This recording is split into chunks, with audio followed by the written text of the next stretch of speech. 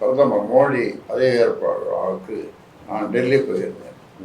கௌரவ தலைவர் வி.கே. மணி, அன்புமணி, நாங்கள் 3 பேரும் அந்த விழாவுக்கு சென்றோம். அதன் பிறகு அங்கிருந்து அவர் தங்கிய அவர் வீட்டிலிருந்து விலகி பொழுது, அதாவது 6-7 வருஷம் இருக்கும். அப்போ நான் இந்த கட்சியை பார்த்துக்கிறேன். எனக்கு ஒன்றும் புரியல. விமானத்தில் ஏறினோம். அவர் இருக்கையில் பின்னால் அவரை உட்கார்ந்தார். அவர் என்ன நினைத்தாலும் தெரியவில்லை. நான் ஏதும் பேசவில்லை. அப்பா, நான் தப்பாக சொல்லியிருந்தால் என்னை மன்னிச்சுடுங்க அப்படின்னார்.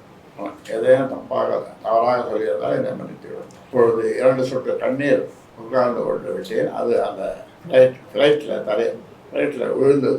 அப்புறம் அங்கிருந்து மீனம் பார்க்க வந்தோம். அங்கிருந்து வண்டியை எடுத்துக்கொண்டு எதுவும் பேசாமல் அயலாபுரம் வந்தேன். இது நடந்தது 6-7 வருஷம். இப்போ இல்லை, அப்போது பதவி ஏற்படுவது நம்முடைய பிரதமருக்கு அப்போது. இப்போவே அவருக்கு அந்த மாதிரி ஒரு எண்ணம் இருந்திருக்கிறது.